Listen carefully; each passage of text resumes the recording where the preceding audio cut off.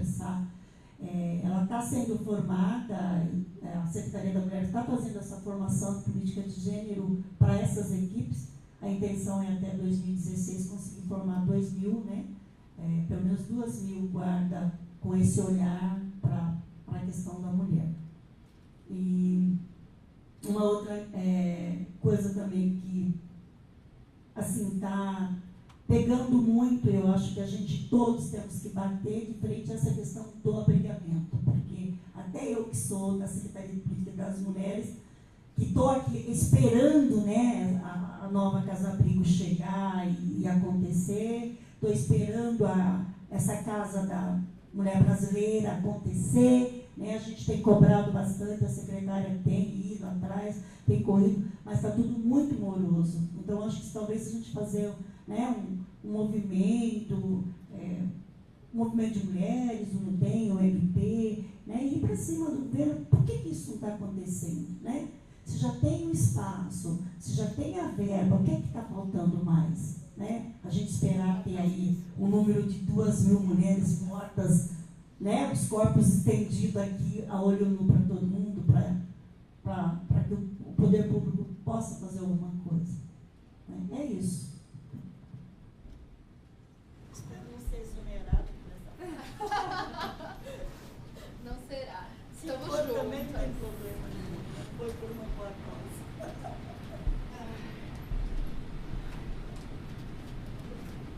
Boa noite, meu nome é Janete, eu sou assistente social, estou atuando atualmente na Unidade Santana, na Defensoria, também cheguei agora no início do ano, e aí o que eu queria perguntar para o NUDEM, que eu não sei, né, se daí é de competência do NUDEM, ou se é o NUDEM que provoca, ou pode promover algumas coisas nesse sentido, mas eu percebi, eu tenho conversado com algumas colegas que já estão na atuação, mas eu tenho percebido algumas dificuldades por parte de alguns e algumas, né, defensores, quando essas mulheres que sofrem violência doméstica têm outras demandas, né, jurídicas. Só para exemplificar, atendi uma mulher que ela estava com medida protetiva, cujo ex-companheiro não podia se aproximar nem dela nem dos filhos a 300 metros, e o defensor encaminhou para conciliação por conta da demanda lá dos bens. E essa mulher, claro, apavoradíssima, né, porque ela estava na mesma sala de espera, não é, cujas cadeiras têm esse espaço aqui, né, de distância uma da outra. E quando eu fui conversar com esse defensor, ele se posiciona, não só nessa, mas em várias outras vezes, de que é possível, sim, fazer a conciliação das outras demandas jurídicas, porque dá para fazer separada. Ora, as estruturas das salas de espera não proporcionam isso, essa distância. Então, percebi que a própria defensoria estava ali violando um direito que ela já tinha conquistado. A gente sabe como é difícil ter a medida protetiva do afastamento do agressor, né? Pode demorar ou pode ser negada essa medida protetiva. A mulher estava, né, com essa medida e ela estava lá na mesma sala de espera que ele. E essa outra, que a gente sabe que várias organizações que atuam nessa área de violência de gênero, né, falam muito claramente a respeito dessas questões de mediação, conciliação em casos de violência doméstica, né? E aí o que eu tenho percebido é que não há uma unicidade, apesar de ter, eu acho que uma normatização com relação a isso, né, quando há casos de violência doméstica, mas no entendimento de alguns defensores de que há possibilidade de fazer a conciliação para as outras demandas jurídicas, ou seja, separando, na verdade, né? E acaba não sendo, na minha opinião, um atendimento integral a partir dessa demanda muito específica, né? E aí eu queria saber, assim, como é que a gente pode atuar no sentido de sensibilizar, porque aí está parecendo que eu estou subvertendo essa possibilidade, né, porque daí eu não faço a conciliação, né, eu não faço, eu realmente me recuso a fazer, e dou as outras orientações, né, para a mulher, tento fazer com que imediatamente a pessoa saia da sala de espera da defensoria, né, eu chamo ele no outro canto se tiver outra sala. Muitas vezes a gente nem tem outra sala para fazer em separado. Teve uma mulher que ela passou mal numa sala só porque ela ouviu a voz dele na outra sala, porque são divisórias, né? Dá para ouvir, só de ouvir a voz dele, ela passou mal na sala, né? Na outra sala, então nem sempre dá para garantir essa integridade, né? Dizer, dá para fazer em separado, não é verdade, né? Porque a gente não tem essa garantia do sigilo do que ela está falando, ele pode estar ouvindo na outra sala, ela ouviu, a voz dele passou mal, né? Fora que ele pode ficar aguardando na saída. Então, assim, a gente ainda pede a colaboração dos colegas da segurança, que é a segurança patrimonial, de observar se aquele fulano não está nos arredores da defensoria, né? Assim, toda uma problemática. Eu tive que pedir para ela ficou praticamente 6 horas dentro da unidade, para a gente tentar garantir a segurança dela, nesse sentido, porque ele ligou, ele mandou uma mensagem no celular dela falando que ele ia esperar, que agora que ele já sabia que ela estava ali. Teve um outro caso de que a mulher, como ele sabia que tinha ido para a casa da mãe dela, ele foi atrás da mãe dela. Ele foi na creche onde a filha deles, do casal, frequentava. Ela foi para a casa de uma das irmãs, que ele não sabia e tal, e no dia da conciliação, ela estava lá e a irmã, onde ela estava morando junto, estava também, ou seja, ele descobriu, óbvio, né? E aí já foi imediatamente para a casa da irmã dela e ameaçou todo mundo. Quer dizer, então, N situações, por conta de um entendimento como esse, que não está fácil de conversar, né? Então, o que se pensa com relação a isso? Quais as orientações aos defensores com relação a isso? Para que a gente possa ter condições de garantir essas coisas, porque a estrutura que nós temos hoje na defensoria, nas unidades, na maioria delas, não dá para garantir isso, né? Então, como é que fica, então, esse apoio às outras demandas que ela tem, jurídicas, que dá para continuar, mas que não tenha essa exposição, né? Absurda ali, né? Naquele momento. Bastante difícil da gente lidar, né? E a gente está violando, né? Assim, algumas coisas bastante importantes aí para elas.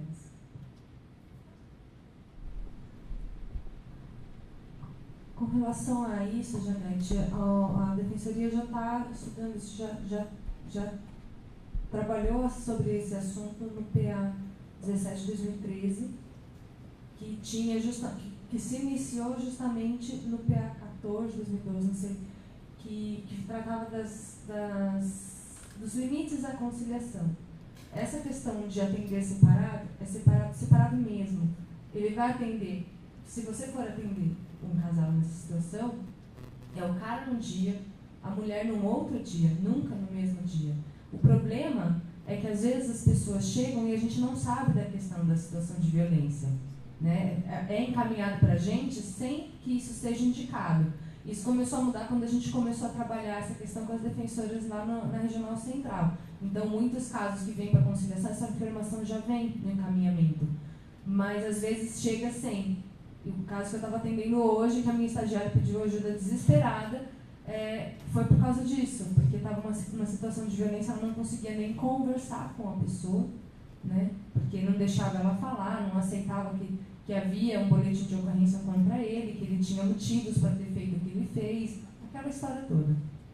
E eu fui atender junto com ela e, de fato, isso é muito difícil. Agora, por outro lado, esse atendimento, o encaminhamento para a conciliação, eu não concordo que seja impossível fazer a conciliação se a gente conseguir fazer desse jeito separado. Mas, mais do que a conciliação, eu acho que aquele momento é uma oportunidade para você falar com a mulher, né? que ela está numa situação de violência e fazer os encaminhamentos, fazer o acolhimento, fazer o atendimento que talvez ela não tenha em outros lugares, né? E fazer também o atendimento do cara, né? Hoje eu estava lá na labuta para tentar fazer o cara entender algumas coisas, né? Até o momento em que eu coloquei o que a mulher queria, ele até me ouviu. Quando eu falei o que ela queria, ele já parou de me ouvir. Já foi na ouvidoria, porque eu pedi, inclusive.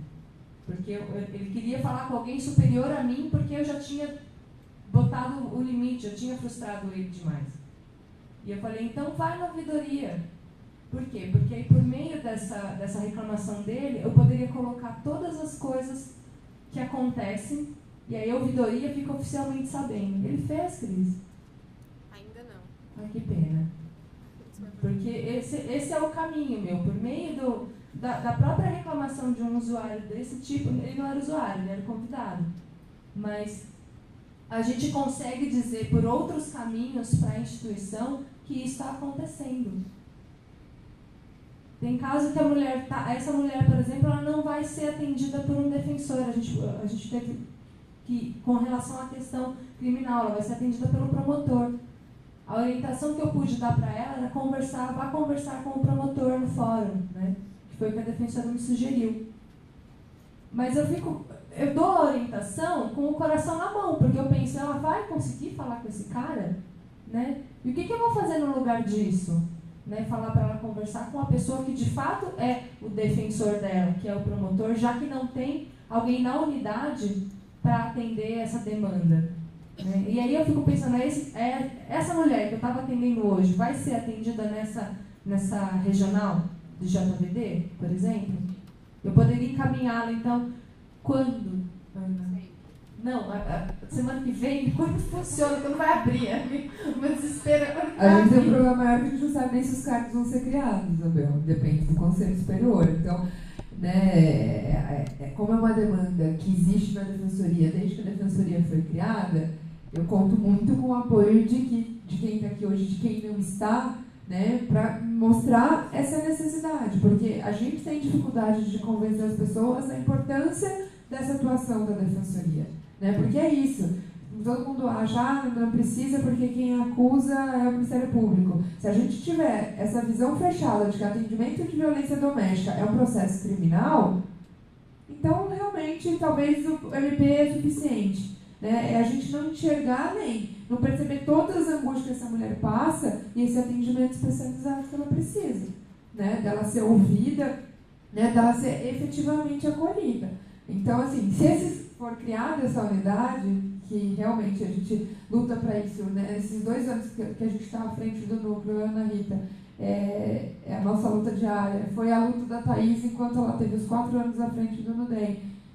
E que até hoje a gente não teve resposta, mas a gente espera realmente que venha, esse vai ser o local de atendimento dessa mulher. É ali que ela vai ser orientada, é ali que ela vai ser acolhida, e que pese ela tenha entrada por outra porta. Né? Tem entrado, por exemplo, pela Regional Central, e ali vocês identificaram, falando, não, olha, tem a violência, vai lá, que lá você vai ser devidamente orientada, vai ter o defensor que vai te acompanhar na audiência, se for o caso. E agora falando especificamente da questão que a Janete trouxe, você acabou complementando, quando teve a questão do PA, do atendimento, né, da mulher em situação de violência, o NUDEM foi convidado a se manifestar, a trazer algumas colocações, e naquela época fui eu até que participei, e eu continuo achando que a mulher em situação de violência, ela não pode ser submetida à conciliação. Né? Ela vai poder sim ser, né, proposta a ela a conciliação quando ela estiver devidamente empoderada.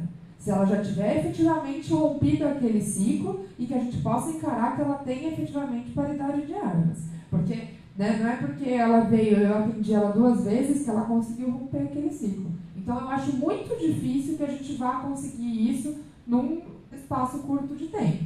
Né? Eu vislumbro às vezes algumas situações, eu sou plantonista do CRM 25 de março, e ali às vezes eu já vislumbrei algumas situações. Mas por quê? Porque a mulher é atendida, por exemplo, pela psicóloga, pela assistente, por toda a equipe do CRM, às vezes há cerca de 1 ano. Então ela já entendeu toda a questão da violência, ela já passou por tudo aquilo, ela às vezes já rompeu, já foi embora, já tem a vida dela, né, aí sim talvez eu possa chamar esse réu para conciliação. Agora, numa outra situação, particularmente, eu discordo de você, eu acho que não dá. Não dá porque ela ainda vai se sentir pressionada. Às vezes, naquela tentativa de se livrar daquele ciclo, ela vai acabar aceitando um monte de coisa para, né, não ter que mais conviver com ele. Agora, a questão da orientação dos defensores, né, a gente esbarra nas seguintes questões. Primeiro, a independência funcional, né? O NUDEM a gente não tem capacidade normativa, eu não posso impor nada aos colegas. O que a gente pode fazer é uma provocação à corregedoria e que a corregedoria solte uma recomendação. Mas ele só vai poder soltar essa recomendação se ele entender que, agindo de outra maneira, estaria infringindo, cometendo uma falta funcional, né? A gente se manifesta, como a gente se manifestou nesse PA, que vai, né, que tenta regulamentar o atendimento, mostrando, olha, não é o adequado, né? A gente tem muito essa questão da falta de sensibilização, por isso que a gente está insistindo nessa questão dos cursos. A gente vai fazer esse curso em julho, a gente propôs para todas as unidades do interior, né, e da Grande São Paulo, que não vão poder vir a esse curso, fazer cursos regionalizados, para a gente às vezes tentar brotar uma sementinha, porque a gente sabe toda a dificuldade que a gente enfrenta. É muito fácil a gente acusar as outras instituições de machista, falar que o tribunal é machista, que o promotor é machista, e a gente não olhar para o próprio umbigo, né? A gente não seleciona aqui os defensores mais sensíveis, a gente seleciona os defensores mais capacitados, né? As provas da defensoria são provas objetivas, então a gente avalia conhecimento técnico. Então, não necessariamente aquele que sabe muito do direito sabe talvez muito sobre pessoas, né? Talvez nunca tenha atendido uma pessoa. E esse olhar sensível é só o tempo, né? E só essa mudança de paradigma que vai trazer.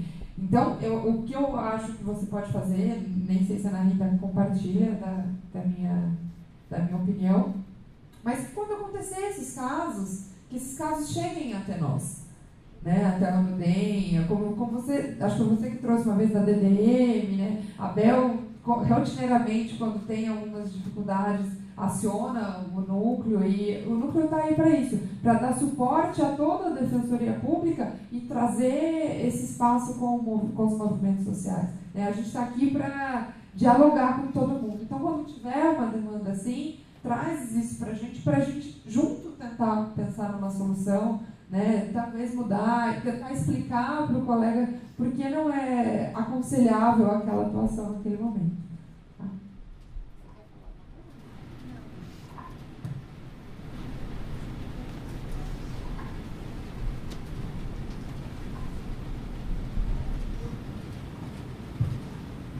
Meu nome é Sara, eu sou psicóloga e eu trabalho no PROAD.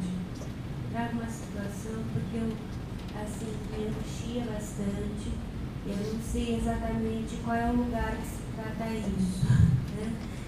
Assim, vou trazer uma situação específica que acontece muito no contato com o dependente químico, né? Então, assim, nós acolhemos, né? Ele violenta e está numa situação também de vitimização, muitas vezes. Então, tem toda a complexidade dessa realidade. E tem contexto, os familiares.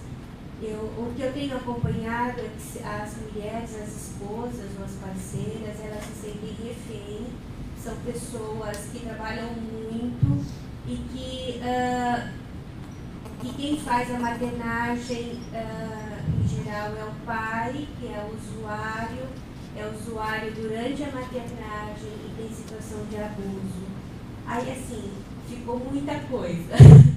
Em que lugar que a gente protege, por exemplo, no meu caso, sendo psicóloga, eu teria que fazer uma notificação em relação a um pai que abusa de uma criança alterado, tá?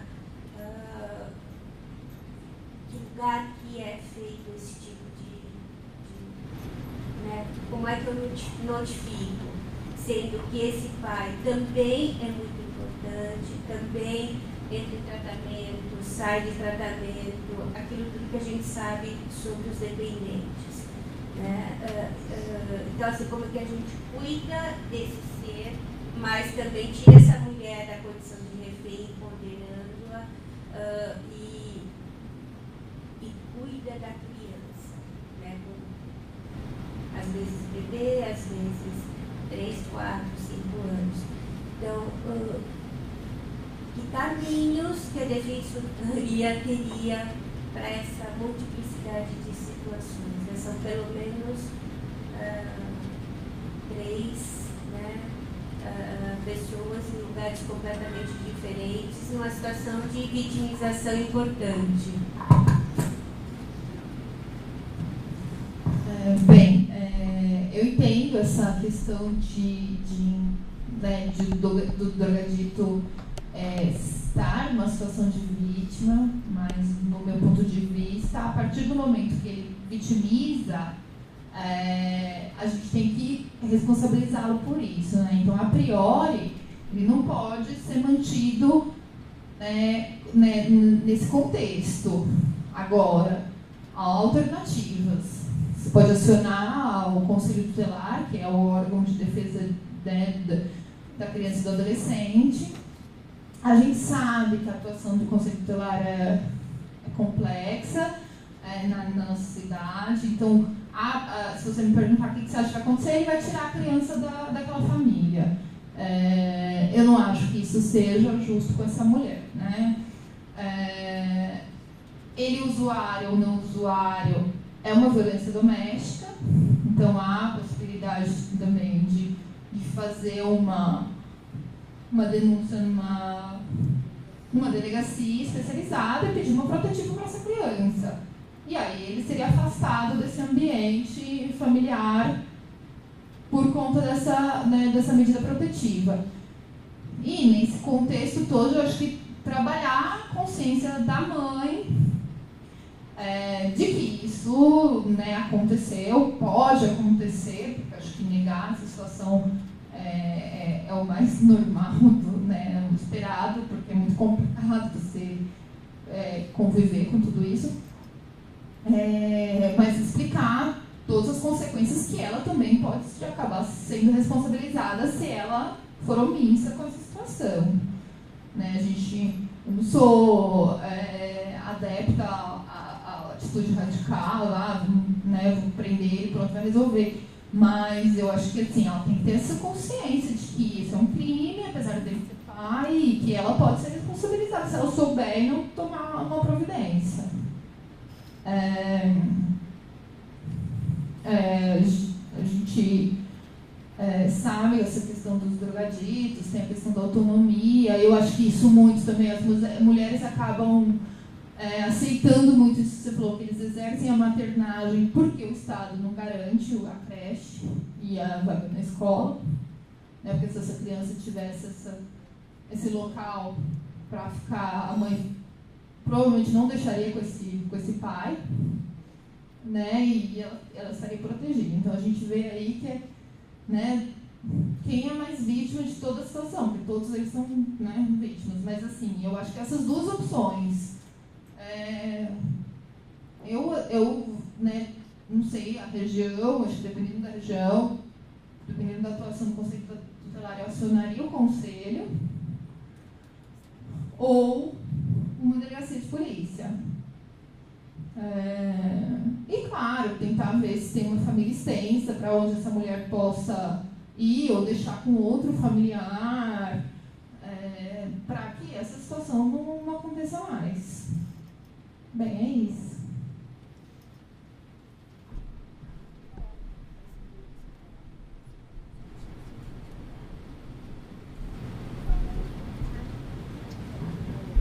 Bom, eu queria primeiramente parabenizar o trabalho de vocês no bem das 2 anos. Eu sabia que tinha bastante coisa, mas hoje vocês explicaram e realmente é incrível, é muita coisa, muita ação, então parabéns por isso.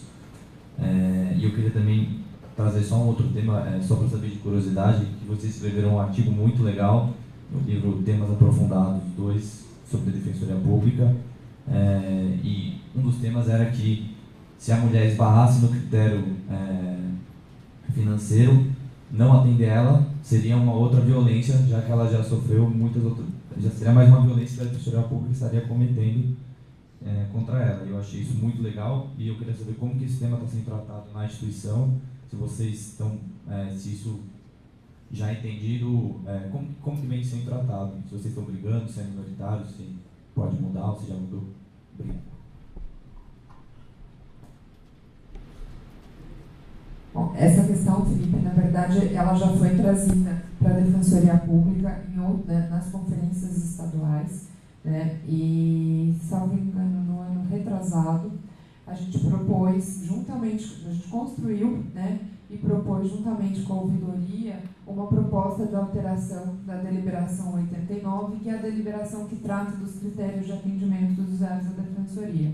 E a ideia era trazer essa previsão expressa, que a mulher em situação de violência teria o primeiro atendimento feito na Defensoria, independentemente da sua renda. E a gente não conseguiu que isso fosse aprovado à época, né, por inúmeras justificativas, por mais que os conselheiros falassem, eu entendo, acho importante, mas a justificativa final foi, a gente não tem braço suficiente para atender todas essas mulheres.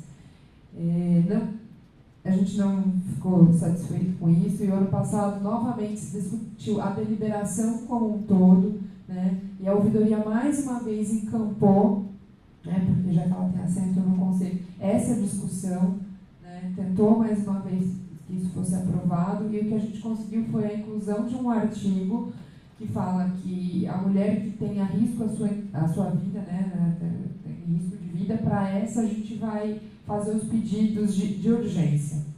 Então, assim, a gente faz é obrigação do defensor atender essa mulher se ela tiver risco, não é verdade, é nem risco de vida, é incolumidade física, né? Então, se ela, às vezes uma ameaça, o defensor pode entender. Então, a gente tem essa questão já hoje regulamentada na deliberação. Além disso, tem a questão que eu te coloquei da independência funcional, né? Essa própria deliberação fala que o defensor, no caso concreto, ele pode entender que ali não se aplica a deliberação.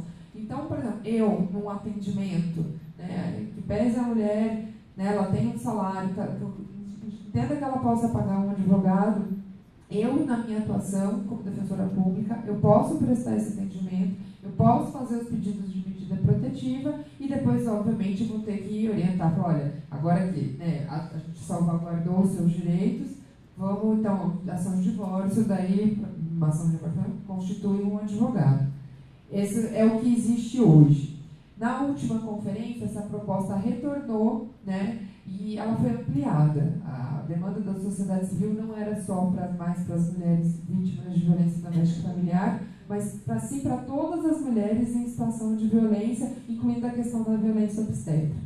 Então, mais uma vez, a gente vai ter que trazer esse debate, né? A gente está começando a construir novamente esse projeto, né? Como da outra vez a gente teve um apoio da ouvidoria, nós vamos novamente buscar esse apoio e repropor no Conselho, né? Aí não depende mais só de nós, mas esse é um posicionamento, né, o que você falou do posicionamento do livro, o meu posicionamento da Rita é esse, né? Então, por exemplo, uma mulher que passa por um atendimento feito por mim, feito por ela, por exemplo, no CRM, que é um lugar que a gente faz plantão, a gente atende independente da renda. Nunca fiz uma pergunta para ela.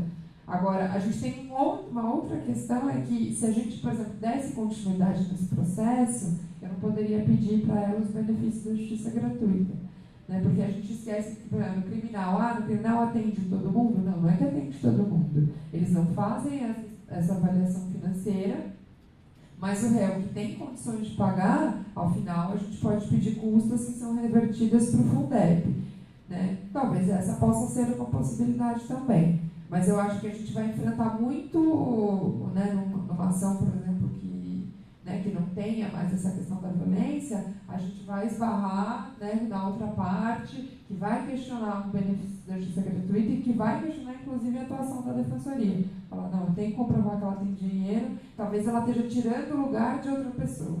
Então, assim, são problemas que a gente vai esbarrar.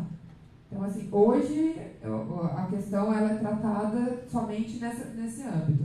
Mulher com risco da sua incolumidade física, ela tem direito a ser atendida e orientada pelo defensor público, independentemente da renda.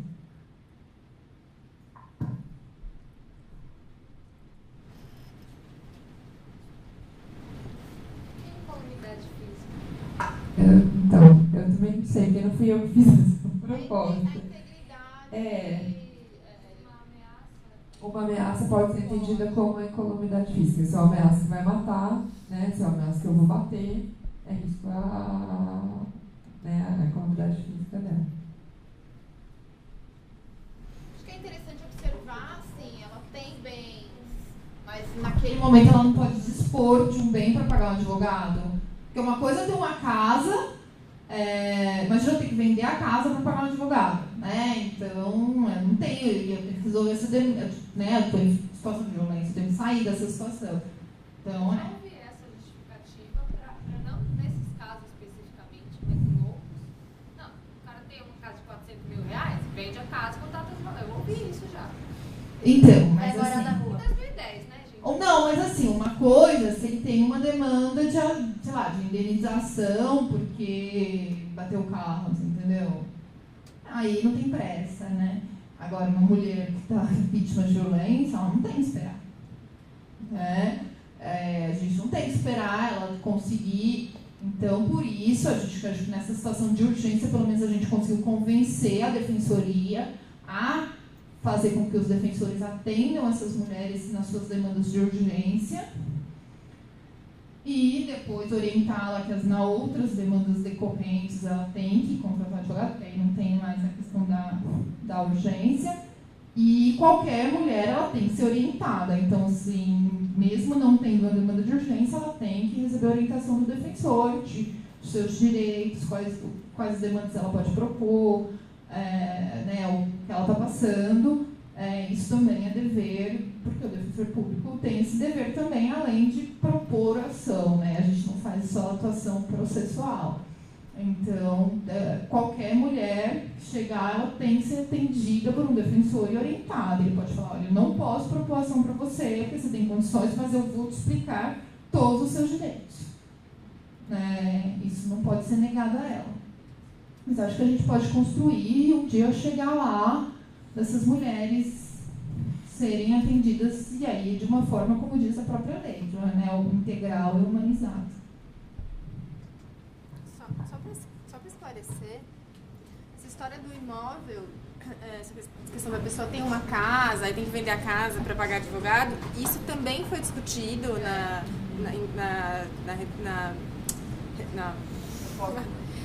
alteração da deliberação 89 e passou a alteração assim, de que se a pessoa tem um imóvel acima do valor previsto na deliberação, mas se aquele imóvel é bem de família ou ele serve para o sustento, ele não pode servir para denegar o atendimento, não pode ser justificativa, seja mulher em situação de violência, isso passou, não pode falar, tem que vender a casa, sua casa, sua moradia para pagar advogado. Por esse motivo a defensoria não pode negar. O advogado vai morar na rua. É Deus, né? A gente sabe de casos concretos que tem gente que tem uma casa que herdou e mora a família inteira lá, né? 10, 12 pessoas, e aí, né, como que vai ficar tudo isso?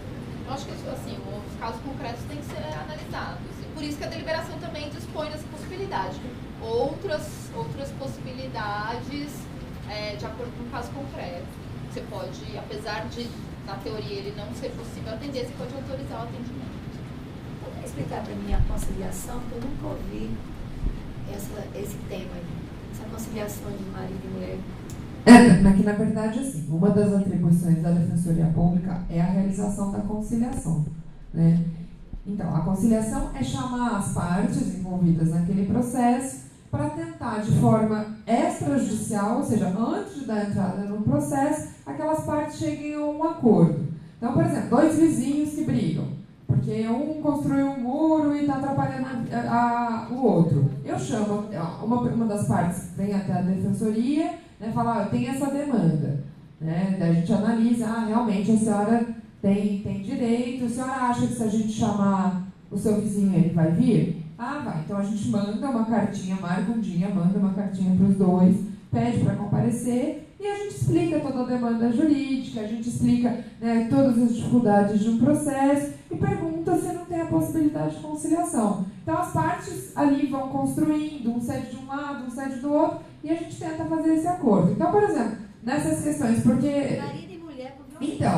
Então, esse para mim não existe possibilidade, por isso que eu coloquei. Né? Porque assim, o marido e mulher, que às vezes já não vivem mais juntos, nossa, mas nunca divorciei, vamos divorciar? Você acha que ele aceitaria um divórcio consensual? Acho que sim. Então a gente chama aqui, não teve violência, porque muitos, né, casamentos acabam sem violência.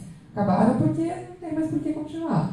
Fala, tem esse patrimônio, esse patrimônio fica comigo, a casa fica comigo, o carro fica com ele, eu fico com a guarda, a gente visita, conseguimos acordar tudo, foi feita uma conciliação. Agora, quando tem a situação de violência, meu entendimento é que não cabe. E essa foi a angústia que a Janete trouxe, né? Porque a Janete falou, olha, tem um atendimento, né? A gente reconhece a mulher em situação de violência. O caso que ela trouxe, não, além de ser reconhecida, a mulher ainda tinha uma medida protetiva. Ou seja, o cara nem podia chegar perto dela.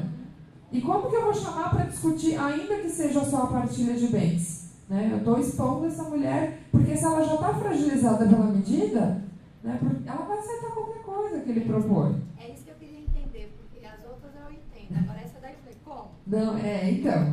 E aí, essa que é a angústia que traz, é que tem gente que acha que cabe. Mas como que eu vou conciliar uma parte que elas não conseguiram lá atrás, né, manter um relacionamento amistoso? Né? Ele não conseguiu nem tratar ela de maneira adequada, ele não respeitou nem os direitos dela, vai respeitar agora? Então, por isso, de nada.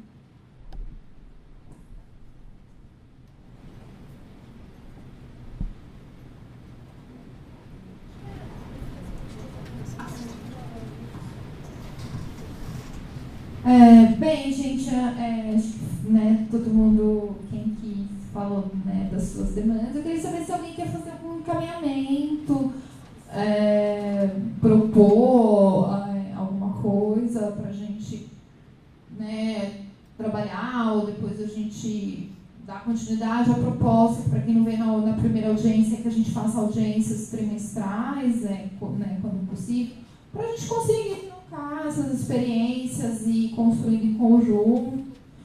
Acho que a gente está aqui, a gente tenta ao máximo ter uma conduta proativa e buscar as demandas, mas a gente sabe que, né, somos duas aqui, mas os 13 colaboradores que acabam tendo outras coisas para fazer, além de ajudar a gente. Então, às vezes, a gente não consegue estar em todos os lugares. Então, essa troca, trazer essas demandas para a gente é muito importante. Então, onde vocês ficam? A gente fica aqui na Rua Boa Vista, número 103. Então, é um prédio do outro lado da rua, 10º andar. No site da Defensoria tem um linkzinho, né, Promoção e Defesa dos Direitos da Mulher, tem uma mulherzinha. Clicam lá no nosso portal, a gente tem todo esse material que a gente deixou aí na frente.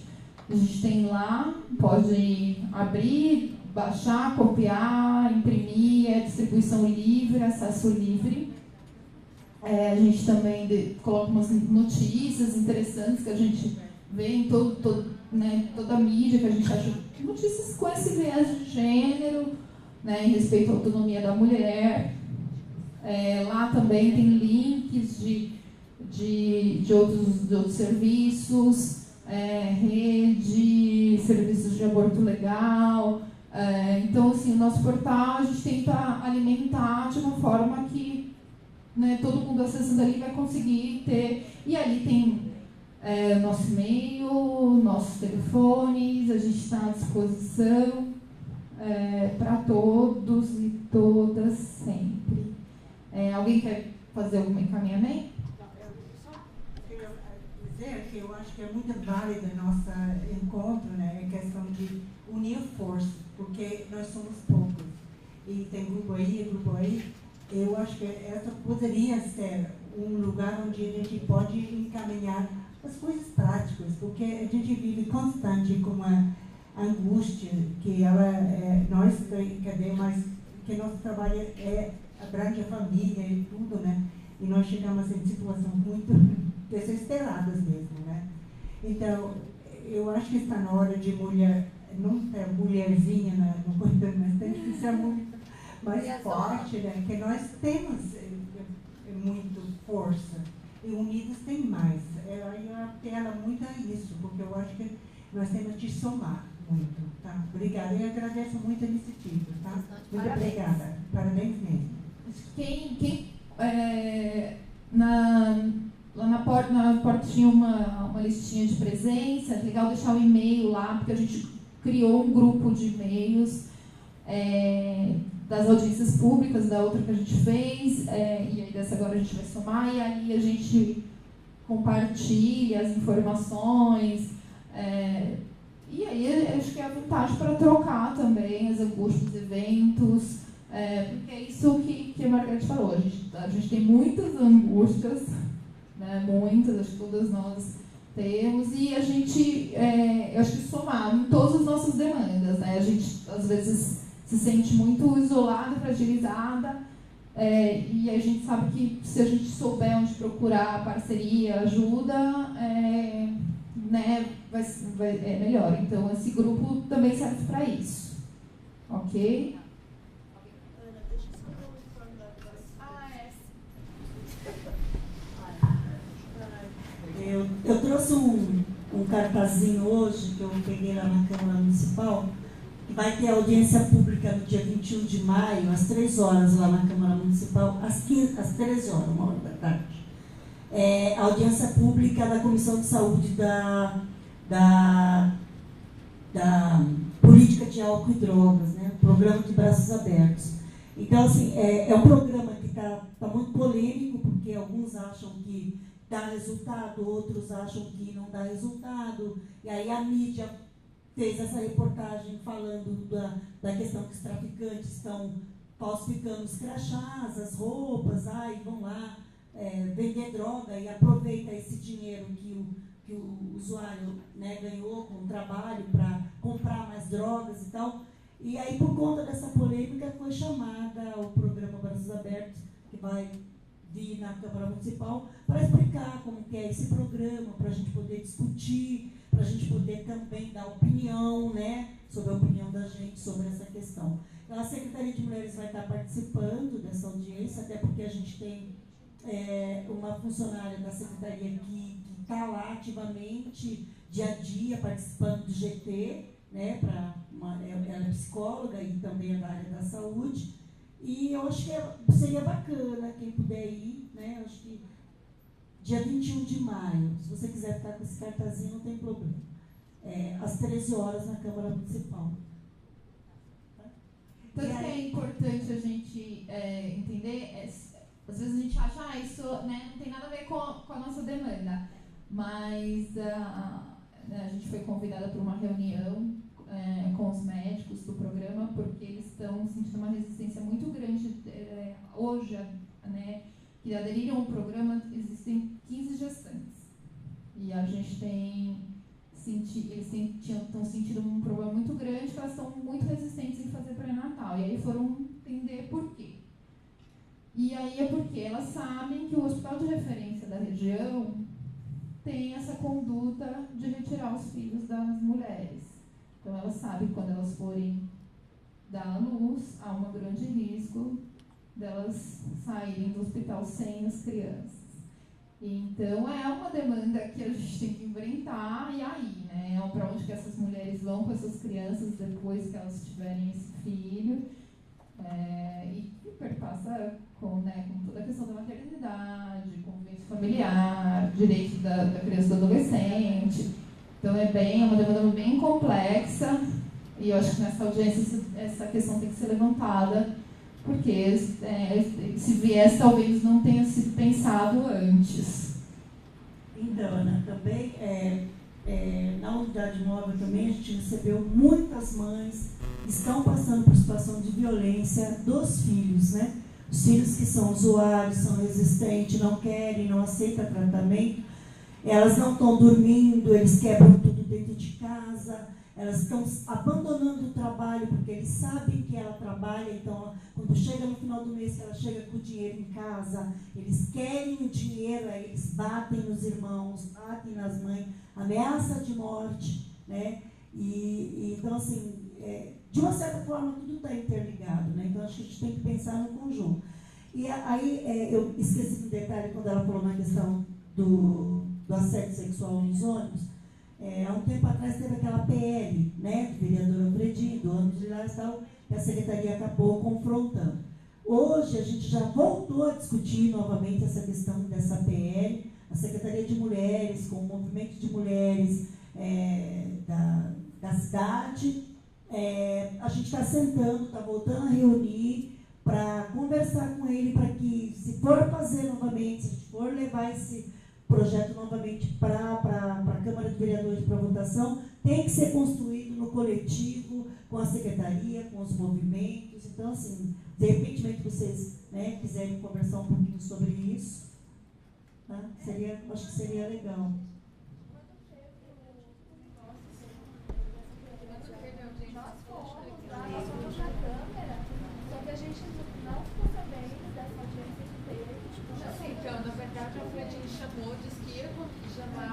Primeiro ele falou que ia retirar o projeto e não voltaria. E aí ele já disse isso nos últimos acontecimentos, ele voltou atrás disso. E esse movimento de mulheres que é chamado, a gente não sabe qual que é, porque todo mundo deixou o nome lá, mas a gente nunca foi convidado para discutir nada. Então, esse movimento começou pela Martinha, que é a Secretaria de Mulheres do Partido Estadual. Está sendo também conduzido pela Juliana Borges, diretora municipal, a Soninha, do Movimento de Mulheres, né, A Soninha da Marcha. Isso. Feminista não é só a marcha mundial. Mas assim, porque a ideia era que realmente o projeto acabasse. Qual foi a discussão que teve depois? Que se de repentemente eles extinguisse, aí começar um novo projeto, passar todo aquele processo de novo, então ia demorar mais. Então, assim, ia pensar aí no substitutivo, construído com todo mundo, ouvindo, né, a versão de todas nós, tanto da secretaria quanto das pessoas, do coletivo, para voltar novamente essa pauta na Câmara Municipal. Né? Então, assim, se vocês quiserem, eu pego o contato de vocês, eu vou passando as informações e a gente volta a conversar um pouco sobre isso. Eu queria perguntar uma coisa com relação às violências institucionais que as mulheres sofrem, tipo isso delas entrarem na maternidade grávidas e saírem com o bebê abrigado e elas sem nada. E outras situações de violências, negligências, omissões que acontecem especialmente nos serviços de saúde, mas também em outros serviços, né? Uma ideia que exclui, né? Que não considera a categoria gênero, a análise pela categoria gênero das situações que acontecem, que chegam até o serviço, questionando a questão da laicidade do Estado, né? Porque eu não entendo como que num Estado laico as pessoas, os editais não expressamente excluam essas organizações, e se isso não é inconstitucional, você permitir que uma organização religiosa tome a frente de diversos serviços de saúde, desde UBS até hospitais inteiros, em que uma mulher que queira laquear não consegue, a que não quer laquear é laqueada, a mulher que quer ter parto normal tem cesárea, a que quer cesárea é picotada de todas as formas possíveis. A autonomia da mulher nesses serviços é nula. E isso tem a ver, sim, com a visão de mulher, né? Não é a visão de homem, a visão de mulher das instituições que coordenam, que dirigem com base em convênio e com base em edital. O Estado aceitou. Isso não é inconstitucional, o DEI não pode propor uma ação civil pública para impedir e acabar com esses contratos com instituições religiosas para tomar conta de serviço. E não digo só de saúde, digo de abrigo de criança, abrigo de mulher. centros de acolhida que não respeitam a autonomia, sabe? Livre-arbítrio é uma coisa que não existe.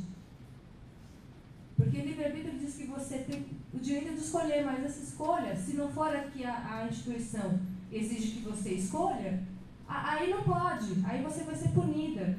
Aí você vai ser punido, porque não é só a mulher que sofre nessa situação. Né? A questão da dependência química é outro exemplo, né? De como a laicidade do Estado é ignorada sumariamente. E eu sei que eu estou falando de briga grande, mas eu acho que está na hora de a gente de pegar, sabe? E eu quero saber se o que o Nudem acha dessa ideia. Eu confesso que eu não tenho muito uma opinião formada sobre o tema, e agora falo em meu nome, Ana Paula, e não no nome do Nudem, porque não é uma discussão interna. Mas eu acho difícil, vou ser muito sincera com você, Isabel, a gente alegar uma inconstitucionalidade pelo simples fato de ser uma instituição religiosa. Né? Não é porque a instituição é religiosa que ela vai aplicar os preceitos no atendimento. É claro, eu sei, concordo com você que não é isso o que a gente tem visto hoje. Né? Eu acho que a questão da saúde é o mais evidente disso. Sempre chegam notícias de mulheres que têm direitos violados porque é um hospital ou uma UBS que é ligado a alguma religião. Né? Eu acho que o Estado laico é isso, é a gente permitir que cada um tenha a sua religião, mas também permitir o direito à lei. Então, se eu, como entidade, né, sou uma entidade ligada a uma religião X, mas eu me proponho a prestar um serviço público, eu tenho que prestar o serviço público de acordo com o que a Constituição prevê. Então, não posso eu criar as minhas regras porque a minha religião diz ao contrário. O que eu tenho que aplicar é o que a lei prevê. Então, eu não sei se a gente conseguiria alegar uma inconstitucionalidade nesses editais. Porque se...